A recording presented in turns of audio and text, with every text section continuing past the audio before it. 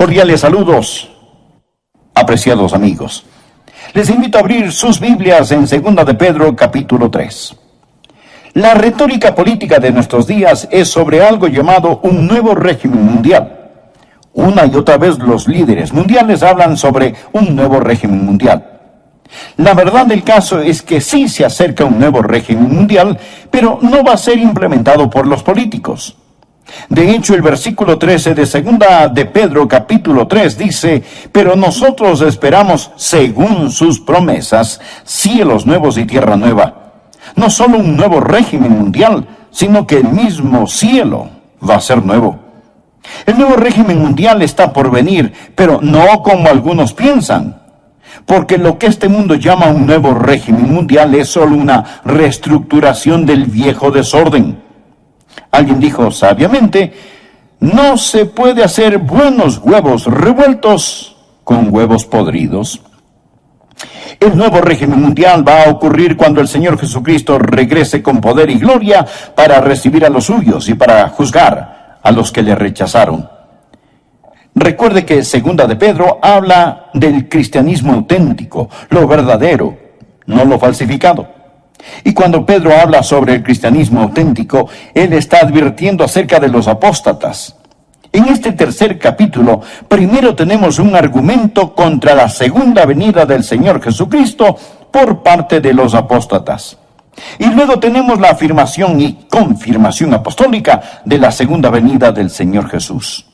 Esto me emociona, porque veo el caos a mi alrededor, la situación en que está el mundo de hoy. Y no importa cuán mala se ponga, yo sé cómo va a acabar. Y en lugar de quejarnos, ¿en qué va a terminar todo este mundo?, los creyentes podemos decir: ¡gloria a Dios! Miren quién regresará al mundo. La piedra angular de nuestra fe es la deidad de Cristo. Y la esperanza de nuestra fe es que Jesucristo, quien vino a morir en nuestro lugar, regresará a gobernar y reinar con poder y gran gloria. Así que el mensaje de hoy tiene 2 puntos. El primer punto es la denegación escarnecedora de su venida. El segundo punto, la declaración escrita de su venida. Leamos juntos 2 de Pedro capítulo 3, empezando en el versículo 1. Dice: amados, esta es la segunda carta que os escribo, y en ambas despierto con exhortación vuestro limpio entendimiento, para que tengáis memoria de las palabras que antes han sido dichas por los santos profetas, y del mandamiento del Señor y Salvador dado por vuestros apóstoles, sabiendo primero esto, que en los postreros días vendrán burladores, andando según sus propias concupiscencias, y diciendo, preste atención aquí, diciendo: ¿dónde está la promesa de su advenimiento? Porque desde el día en que los padres durmieron, todas las cosas permanecen así como desde el principio de la creación. Y Pedro dice: estos ignoran voluntariamente que en el tiempo antiguo fueron hechos por la palabra de Dios los cielos y también la tierra, que proviene del agua y por el agua subsiste, por lo cual el mundo de entonces pereció anegado en agua. Lo que tenemos aquí son 3 reacciones apóstatas a la segunda venida de Jesucristo. La primera reacción es una reacción emocional. La segunda reacción es una reacción intelectual. Y la tercera reacción es una reacción voluntaria. Es decir, las emociones, la mente y la voluntad se rebelan contra la segunda venida del Señor Jesucristo. Satanás odia la idea de la segunda venida de Jesucristo porque cuando ocurra, él será sentenciado. El reino del terror de Satanás se vendrá abajo. Será cuando los santos seremos honrados, glorificados y bendecidos. Por ello, el diablo ha apuntado toda la artillería del infierno contra la idea de la segunda venida del Señor. El primer punto es la denegación escarnecedora o burla de su venida. La primera reacción es una reacción emocional. Dice la palabra: en los postreros días vendrán burladores. Es un argumento emocional. Existen aquellos que simplemente se reirán y se burlarán de la segunda venida. La burla no es sustituto para la verdad. Pero cuando un hombre está perdiendo un argumento, muchas veces opta por utilizar la burla, la ridiculización y el sarcasmo. Los verdaderos creyentes siempre han sabido que cuando defienden la verdad, se exponen a la burla y el ridículo. El siervo no es mayor que su señor. Marcos 5, versículo 40. Y se burlaron de él. ¿De quién? Del Señor Jesús. Lucas capítulo 22 y versículo 63 habla de cuando Jesucristo iba rumbo a la cruz. Dice: y los hombres que custodiaban a Jesús se burlaban de él y le golpeaban. Se los puede imaginar muertos de risa, apuntando su dedo al Señor. Se burlaron y golpearon al Hijo de Dios. Si se ríen de usted por creer en Cristo y en su segunda venida, recuerde que está en muy buena compañía. El arsenal diabólico para impedir que usted ame, conozca y sirva a Dios es la ridiculización y la burla. En los postreros días vendrán burladores andando según sus propias concupiscencias. ¿Por qué se ponen tan emocionales estas personas acerca de la segunda venida de Jesucristo? ¿Por qué la odian? Porque viven en pecado. Ellos están viviendo en pecado. Muéstreme un burlador y le mostraré un pecador. Los burladores van tras sus propias lujurias, deseos. Muéstreme un hombre que ridiculiza la segunda venida de Jesucristo, el juicio, y yo le mostraré un hombre que tiene las iniciales del diablo talladas sobre su corazón. Muéstreme una mujer que se burla de las cosas santas, y le mostraré a una mujer cubierta con las asquerosas huellas digitales del pecado. En los postreros días vendrán burladores andando según sus propias concupiscencias. Esta es la reacción emocional contra el Señor Jesucristo. Pero la Biblia enseña en Proverbios que Dios también se va a reír. Proverbios 1, empezando en el versículo 24, dice: por cuanto llamé, Dios le está hablando a usted ahora. Por cuanto llamé y no quisisteis oír, extendí mi mano, y no hubo quien atendiese, sino que desechasteis todo consejo mío, y mi reprensión no quisisteis. Ahora escuche: también yo me reiré en vuestra calamidad, y me burlaré cuando os viniere lo que teméis. Cuando viniere como una destrucción lo que teméis, y vuestra calamidad llegare como un torbellino, cuando sobre vosotros viniere tribulación y angustia. Lo que Dios está diciendo es que usted puede irse riendo al infierno, pero no podrá salir de él. Dios está diciendo, como decimos hoy, el que ríe al último, ríe mejor. Los apóstatas no solo están satisfechos con rechazar las cosas santas, sino que tienen un enorme deseo diabólico de ridiculizar las cosas santas. Había un emperador romano cuyo nombre era Juliano. Cuando él era un joven, profesó conocer al Señor Jesucristo y ser un creyente, pero nunca se convirtió verdaderamente. Llegó a ser un apóstata y persiguió a los creyentes con todo su poder, ridiculizando la fe cristiana. Juliano, el apóstata, tenía un amigo de la niñez cuyo nombre era Agatón. Ellos crecieron juntos. Después de muchos años se encontraron. Agatón era un creyente que servía fielmente al Señor día tras día. Cuando Juliano el emperador se encontró con Agatón, le dijo: Agatón, ¿cómo le va a tu amigo el carpintero de Nazaret? Tiene suficiente trabajo.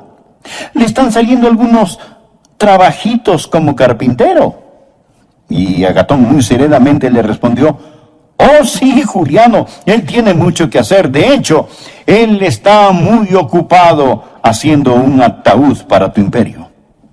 Él era un profeta, porque en 2 años Juliano murió en una batalla y su imperio comenzó a desmantelarse. La historia nos dice que cuando Juliano el apóstata estaba tendido en el campo de batalla, se metió la mano en su herida mortal y tomó un puñado de sangre y la lanzó a los cielos y exclamó: has vencido, oh Galileo. Los burladores aman su pecado y argumentan contra el juicio y la segunda venida de Jesucristo. Es una reacción emocional. Pero existe la segunda reacción, la reacción intelectual. Por favor, leamos el versículo 4. Dice: los burladores andando según sus propias concupiscencias y diciendo, ¿dónde está la promesa de su advenimiento? Porque desde el día en que los padres durmieron, ahora escuche, todas las cosas permanecen así como desde el principio de la creación. Lo que ellos están diciendo es que si Jesucristo regresa en poder y gloria, si fuera a haber un nuevo cielo y una nueva tierra, lo que eso significaría es que habría una interrupción en el reino de las leyes naturales. Ellos dicen, nosotros, los eruditos, los intelectuales, hemos encontrado que desde la creación no ha habido cosa semejante, y no hay ninguna razón para creer que Jesucristo va a venir, ni para creer que habrá un nuevo planeta Tierra. Esto, amigos, es puro materialismo. Todo continúa igual. Ven la creación desde un punto de vista científico. Es una apelación a la inteligencia, y aquí está el argumento. Nunca nada cataclísmico ha ocurrido, y no hay ninguna razón para creer que algo cataclísmico sucederá. Porque desde el día en que los padres durmieron, todas las cosas permanecen así como desde el principio de la creación. Ellos dicen, escuche, mi bisabuelo esperaba la segunda venida de Jesucristo.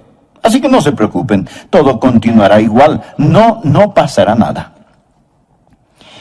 Imagínese a un niño en el tiempo de Noé. Él llega todo preocupado y le dice a su papá, papi, escuché a un hombre llamado Noé. Dice que Dios va a destruir el mundo con un diluvio y está construyendo un gran barco. Él lo llama el arca. Dice que si creemos en su Dios, nos podemos salvar y entrar en el arca cuando venga el diluvio. Y el papá, riéndose, le contesta, hijo, recuerdo que cuando yo era niño, ese viejo loco de Noé estaba construyendo esa arca y me contó la misma historia. Y yo me fui a casa asustado y se lo dije a mi papá, y mi papá me dijo que su papá, su bisabuelo, también escuchó al viejo Noé contar la misma historia. Hijo, olvídate de esa tontería, nadie jamás ha visto un diluvio, no existe tal cosa. Desde los tiempos de tus bisabuelos todo sigue igual. Así que existe la reacción emocional, los pecadores que siguen sus propios malos deseos. Existe la reacción intelectual, toda cosa continúa exactamente como fue.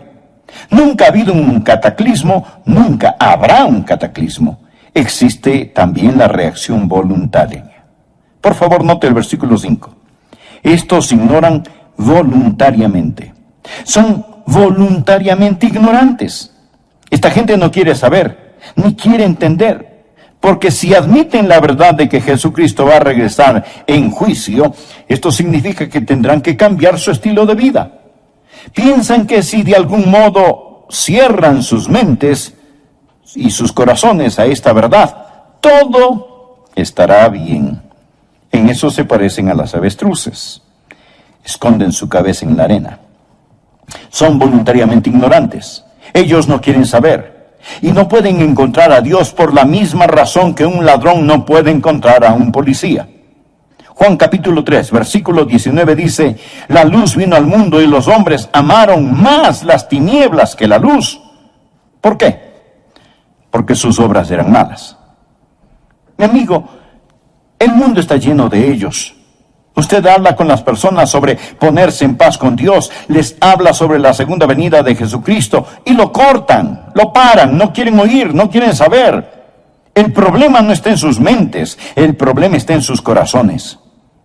Romanos capítulo 1 habla de ellos que detienen con injusticia la verdad, son voluntariamente ignorantes y su reacción emocional, intelectual y voluntaria sirve para negar esa gran verdad, la gloriosa verdad bíblica de la segunda venida del Señor Jesucristo. El segundo punto, la declaración escrita de su venida.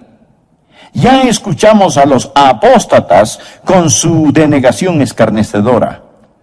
Ahora escuchemos a los apóstoles con su declaración escrita. Simón Pedro da 3 respuestas apostólicas a los argumentos o reacciones apóstatas para reafirmar la segunda venida de Jesucristo. La primera es su memorable promesa. Su memorable promesa. Leamos el versículo 1. Amados, Esta es la segunda carta que os escribo, y en ambas despierto con exhortación vuestro limpio entendimiento, para que tengáis memoria. Por favor, subraye la palabra memoria. Para que tengáis memoria de las palabras que antes han sido dichas por los santos profetas, y del mandamiento del Señor y Salvador dado por vuestros apóstoles. Bien, ¿cuáles eran esas palabras? Una promesa. Mire el versículo 4. ¿Dónde está la promesa de su advenimiento? Ahora mire el versículo 9. El Señor no retarda su promesa. Saltémonos al 13. Pero nosotros esperamos, según su promesa, cielos nuevos y tierra nueva. Lo que está diciendo el apóstol es que Él nos hizo una memorable promesa y Él vendrá otra vez. Los profetas y los apóstoles nos dicen que recordemos lo que Dios ha dicho. Sabemos la importancia del nuevo nacimiento, mas ¿sabía que el Nuevo Testamento solo lo menciona 9 veces? La maravillosa doctrina del bautismo se menciona solo 20 veces en el Nuevo Testamento. El arrepentimiento solo 70 veces en el Nuevo Testamento. Pero el Nuevo Testamento habla, sin tocar el Antiguo Testamento, habla 380 veces en términos gráficamente claros de la segunda venida de Jesucristo. Esa es la razón por la que Pedro dijo: tengáis memoria de las palabras que antes han sido dichas por los santos profetas y por vuestros apóstoles. Si usted agrega a los profetas lo que los apóstoles dicen, un versículo de cada 25 en la Biblia habla de la segunda venida de Jesucristo. Dios no puede mentir. Dios lo ha prometido. Por ello, el recordatorio apostólico es su memorable promesa. Recuerde, téngalo presente. El Dios que no puede mentir lo ha prometido. Segundo, Pedro nos recuerda de su magno poder. Recuerda lo que ellos dicen. Los apóstatas dicen: todo continúa igual. No hay ninguna interrupción en el reino de las leyes naturales. Pedro les responde: ustedes son ignorantes por su propia voluntad de 2 cosas. La primera aparece en el versículo 5. Estos ignoran voluntariamente que en el tiempo antiguo fueron hechos por la palabra de Dios los cielos y también la tierra, que proviene del agua y por el agua subsiste, por lo cual el mundo de entonces pereció anegado en agua. Ahora Pedro les dice: mire, señor escéptico, mire, señor apóstata, usted dice que nunca nada cataclísmico ha ocurrido. ¿Y qué de la creación? Dios habló y fue hecho. Dios con su palabra creó el mundo y los universos. Él habló y se hizo. Con su palabra suspendió la luna, el sol, las estrellas. Dios lo hizo todo por medio de su palabra. Pedro les está recordando sobre el magno poder de Dios. Los escépticos modernos y ateos de hoy intentan encontrar el origen de la vida. Pero no nos preocupemos del origen de la vida. Vamos más allá. Hablemos del origen de la materia. Usted dirá: bueno, la vida empezó espontáneamente en alguna sopa prebiológica, pero ¿de dónde salió la sopa prebiológica? Amigo, de la nada. Nada sale. Por medio de la palabra de Dios todo fue creado. Dios con su palabra ordenó la creación, pero también ordenó un cataclismo. Verso 5. Estos ignoran voluntariamente. Primero, habló para la creación. Que en el tiempo antiguo fueron hechos por la palabra de Dios los cielos y también la tierra que proviene del agua y por el agua subsiste. La segunda vez habló para describir el cataclismo. Por lo cual el mundo de entonces pereció anegado en agua.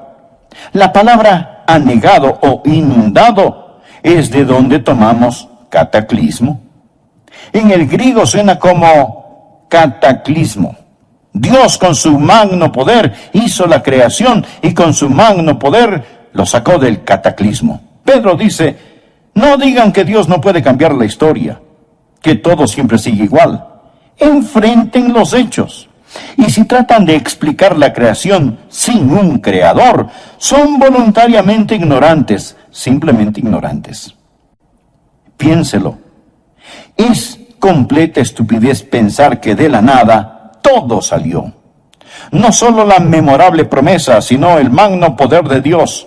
En base a esto, Pedro empieza a defender lo que Dios ha hecho y que lo hará de nuevo, pero esta vez no con agua. En este tercer capítulo, primero tenemos un argumento contra la segunda venida del Señor Jesucristo por parte de los apóstatas. Y luego tenemos la afirmación y confirmación apostólica de la segunda venida del Señor Jesús. Esto me emociona, porque veo el caos a mi alrededor, la situación en que está el mundo de hoy, y no importa cuán mala se ponga, yo sé cómo va a acabar. Y en lugar de quejarnos, ¿en qué va a terminar todo este mundo?, los creyentes podemos decir, ¡gloria a Dios! Miren quién regresará al mundo.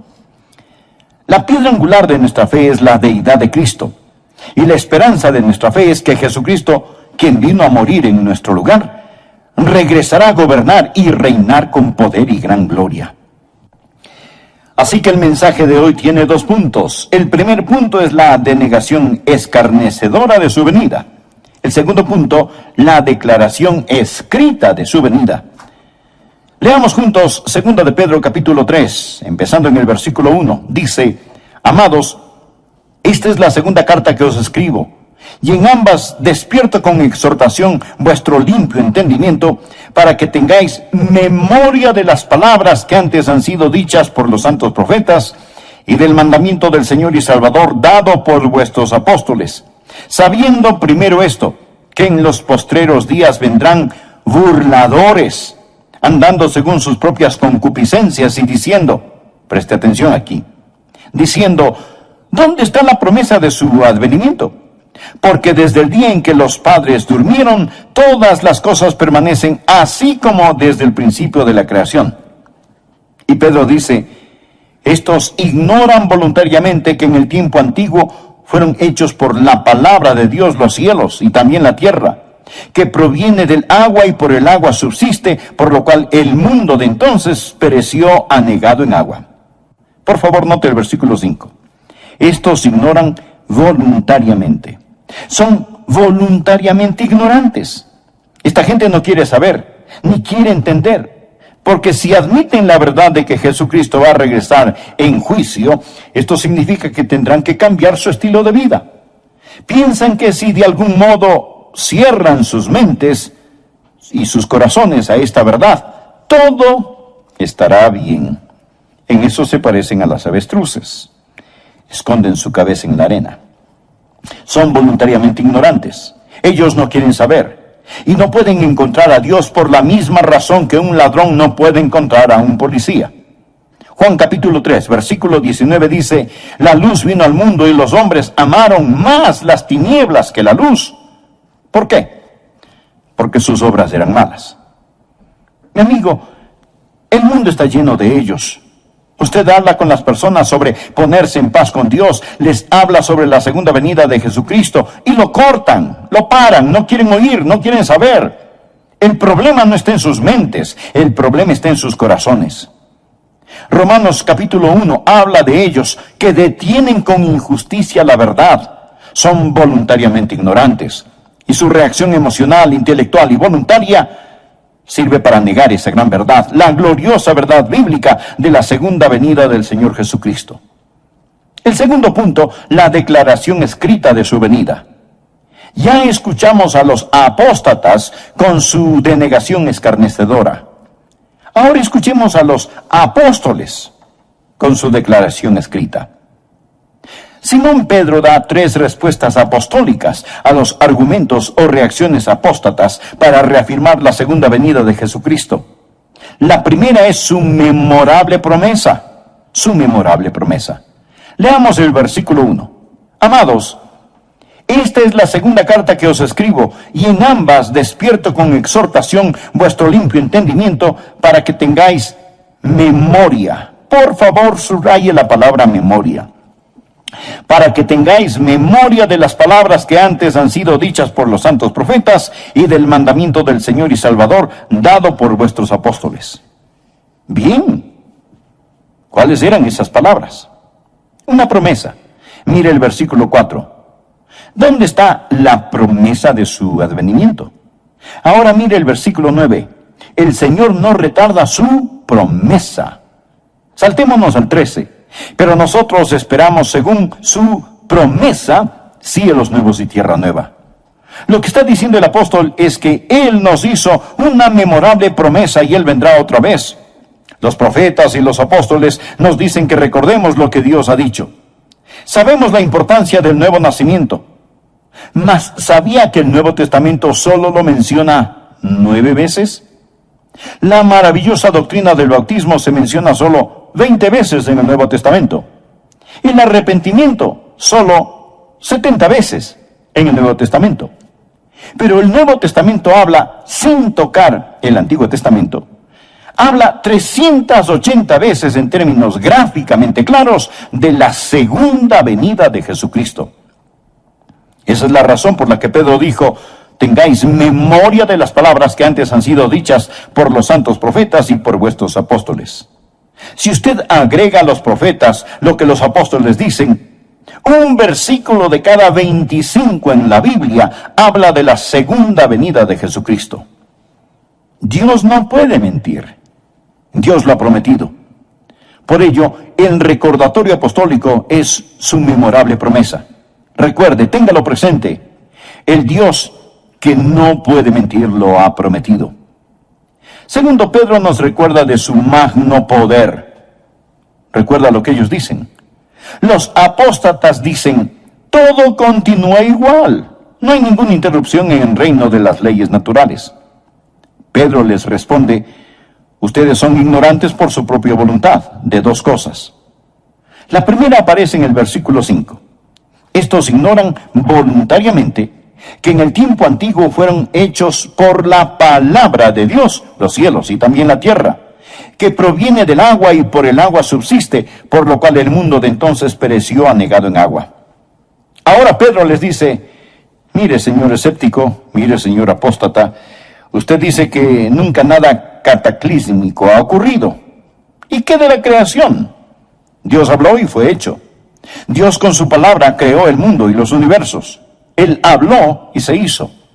Con su palabra suspendió la luna, el sol, las estrellas. Dios lo hizo todo por medio de su palabra. Pedro les está recordando sobre el magno poder de Dios. Los escépticos modernos y ateos de hoy intentan encontrar el origen de la vida. Pero no nos preocupemos del origen de la vida. Vamos más allá. Hablemos del origen de la materia. Usted dirá: bueno, la vida empezó espontáneamente en alguna sopa prebiológica, pero ¿de dónde salió la sopa prebiológica? Amigo, de la nada. Nada sale. Por medio de la palabra de Dios todo fue creado. Dios con su palabra ordenó la creación, pero también ordenó un cataclismo. Verso 5. Estos ignoran voluntariamente. Primero, habló para la creación. Que en el tiempo antiguo fueron hechos por la palabra de Dios los cielos y también la tierra que proviene del agua y por el agua subsiste. La segunda vez habló para describir el cataclismo, por lo cual el mundo de entonces pereció anegado en agua. La palabra anegado o inundado es de donde tomamos cataclismo. En el griego suena como cataclismo. Dios con su magno poder hizo la creación y con su magno poder lo sacó del cataclismo. Pedro dice: no digan que Dios no puede cambiar la historia, que todo siempre sigue igual. Enfrenten los hechos. Y si tratan de explicar la creación sin un creador, son voluntariamente ignorantes, simplemente ignorantes. Piénselo. Es completa estupidez pensar que de la nada todo salió. No solo la memorable promesa, sino el magno poder de Dios. En base a esto, Pedro empieza a defender lo que Dios ha hecho y que lo hará de nuevo, pero esta vez no con agua, sino con fuego. Versículo 7. Pero los cielos y la tierra que existen ahora están reservados por la misma palabra, o sea, la misma palabra con que los creó, guardados para el fuego en el día del juicio y de la perdición de los hombres impíos. Note la frase: guardados para el fuego. El señor Kenneth Wuest Un erudito del griego dice que esto literalmente significa que los cielos y la tierra ahora mismo están almacenados con fuego. Es palabra de donde tomamos la palabra tesorería, es decir, este mundo es una tesorería de fuego. El universo entero está guardado con fuego. La naturaleza subatómica del universo nos dice que todo no es materia, sino que realmente es fuego. El hombre solía pensar que la partícula más pequeña de la materia era el átomo. Pero ahora sabemos sobre la naturaleza subatómica del átomo, y el átomo tiene un núcleo. Este tiene una carga eléctrica positiva, y girando a su alrededor están los electrones, y estos son negativos. Por eso existe una atracción y se mantienen unidos. El electrón es increíblemente rápido. Escuche, algo asombroso sobre los electrones del átomo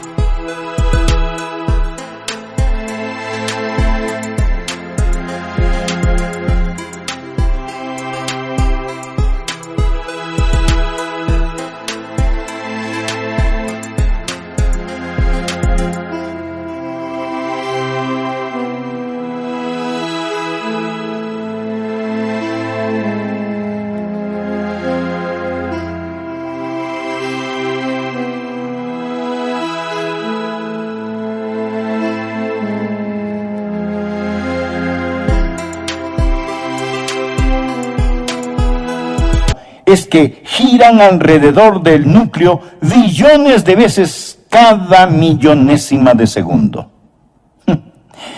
Nadie sabe realmente qué es esta fuerza eléctrica. La podemos describir, pero no sabemos lo que es. Einstein dijo antes de morir que esperaba descubrir lo que es la electricidad, pero nunca lo hizo. Podemos poner esta cosa de algún modo en proporciones matemáticas, pero los científicos no saben cuál es la fuerza que los une. Dije que el núcleo tiene una carga eléctrica positiva y girando a su alrededor están los electrones que son negativos. Por eso existe una atracción y se mantienen unidos. Pero también tienen neutrones y protones. Los neutrones son neutros y los protones son positivos. No existe atracción, mas estos no se caen. ¿Qué causa que todos se mantengan unidos? Colosenses 1:17 nos habla acerca del Señor Jesús y dice, todas las cosas en Él subsisten. Significa que Él lo sostiene todo, ya sean los planetas en órbita o los electrones que giran alrededor del núcleo de un átomo. Él es la goma de las galaxias, el Señor Jesucristo. Hebreos 1:3 dice, Jesús quien sustenta o sostiene todas las cosas con la palabra de su poder. Pedro dice, están guardados con el fuego. Todo es fuego, porque todo está formado de una estructura molecular. Hebreos 11:3 dice, lo que se ve fue hecho de lo que no se ve. Pedro les dice a los apóstatas que ridiculizan la segunda venida de Jesucristo, les recuerdo su memorable promesa, les recuerdo su magno poder y les recuerdo su misericordiosa paciencia. Por favor, leamos el versículo 8. Mas, oh amados, no ignoréis esto, que para con el Señor un día es como 1000 años y 1000 años como un día. El Señor no retarda su promesa, según algunos la tienen por tardanza, sino que es paciente para con nosotros, no queriendo que ninguno perezca, sino que todos procedan al arrepentimiento. Pero el día del Señor vendrá como ladrón en la noche, en el cual los cielos pasarán con gran estruendo. Usted sabe que la gente que intenta deducir cómo todo llegó a ser, dicen, bien, todo empezó con una gran explosión. Nunca nos explican qué fue lo que explotó. Solo el hombre puede desviarse 180 grados hacia lo opuesto. Todo no empezó con una gran explosión. Todo va a concluir con una gran explosión. Dice la palabra, Pero el día del Señor vendrá como ladrón en la noche, en el cual los cielos pasarán con gran estruendo, y los elementos ardiendo serán deshechos. Ardiendo significa calor interno, fiebre, calentura. Y la tierra y las obras que en ella hay serán quemadas. Puesto que todas estas cosas han de ser deshechas, ¿cómo no debéis vosotros andar en santa y piadosa manera de vivir, esperando y apresurándoos para la venida del día de Dios, en el cual los cielos encendiéndose serán deshechos, y los elementos siendo quemados se fundirán? Pero nosotros esperamos, según sus promesas, cielos nuevos y tierra nueva, en los cuales mora la justicia. Por lo cual, oh amados, estando en espera de estas cosas, procurad con diligencia ser hallados por Él sin mancha e irreprensibles, en paz. Amigo, presta atención al versículo 15. Y tened entendido que la paciencia de nuestro Señor es para salvación. La paciencia de Dios es para salvación. ¿Y qué significa? Mi estimado amigo, significa que Dios no quiere que usted muera y vaya al infierno. Eso es lo que significa. Si Jesucristo hubiera regresado ayer y usted no es salvo, su destino estaría irrevocablemente establecido. El Señor mantiene la puerta de la misericordia abierta para usted. Dios es un Dios de misericordia. Y Pedro les contesta a los apóstatas estas tres cosas. Existe una memorable promesa, existe el magno poder de Dios y existe la misericordia y la paciencia de Dios. Versículo 9. El Señor no queriendo que ninguno perezca, sino que todos procedan al arrepentimiento. Dios está esperando que usted acepte su salvación. Y usted dirá, bueno, si Dios es tan misericordioso, yo no tengo de qué preocuparme. No, mi estimado amigo, mire el versículo 10. Pero el día del Señor vendrá. Verá, ambas, la ira y la misericordia, son atributos de Dios. Si usted dice que Dios es todo ira y no misericordia, eso es solo parte de la verdad. Y si dice que Dios es todo misericordia y no ira, eso es solo parte de la verdad.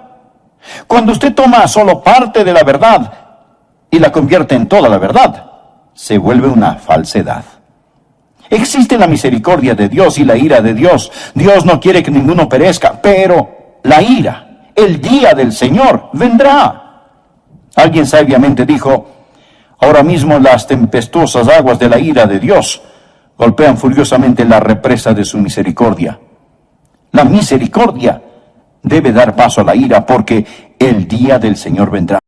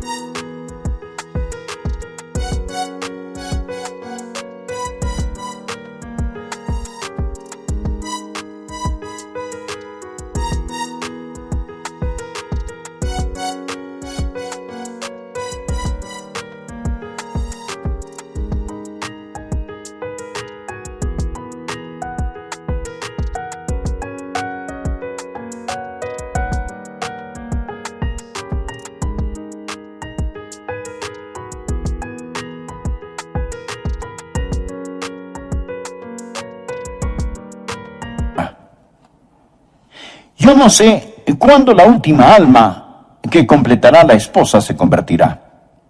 Quizás sea usted, amigo, y la esposa estará completa. Entonces sonará la trompeta. Los muertos en Cristo resucitarán primero, y los que estemos vivos seremos arrebatados y cambiados así, en un abrir y cerrar de ojos, para encontrarnos en el aire con el Señor. Pero no sé cuándo será, mas Él está por venir. Amigo, si Jesucristo fuera a venir ahora mismo, ¿qué pasaría con usted? Verá, Él dijo, pero el día del Señor vendrá. ¿Cómo? Mírelo, como un ladrón en la noche, de repente, inesperadamente, cataclísmicamente. Jesús dijo en Lucas 13:3, No, antes si no os arrepentís, todos pereceréis igualmente. Pero el Señor no quiere que ninguno perezca, sino que todos procedan al arrepentimiento. Amigo, Él está por venir, en llamas de fuego. Pues arrepentirse. ¿Cuál es el arrepentimiento? La palabra griega metanoia o arrepentimiento significa cambiar de pensar. Antes usted confiaba en sí mismo, vivía en pecado, iba por su lado, hacía lo que le daba la gana. Ahora se da un cambio radical y dramático de pensar, se arrepiente, pone su fe no en sí mismo, sino en Jesucristo, abandona sus pecados, abandona sus viejos caminos. Estimado amigo, ¿es usted salvo? No le pregunté si es usted católico, bautista, metodista o lo que sea. Lo que quiero decir es que necesita saber sin lugar a dudas que se ha arrepentido de sus pecados y que ha recibido a Cristo como su Salvador personal. Le imploro que lo haga ahora. Y le invito a orar de la siguiente manera. Usted personalmente. Amado Dios, yo sé que tú me amas. Sé que quieres salvarme. Jesús, tú moriste en mi lugar para salvarme y prometiste salvarme si confiaba solo en ti. Y eso es lo que estoy haciendo ahora. Confío en ti. En este momento, con todo mi ser, abro mi corazón, me arrepiento de mis pecados y te recibo como mi Señor y Salvador. Gracias por salvarme. Finalmente,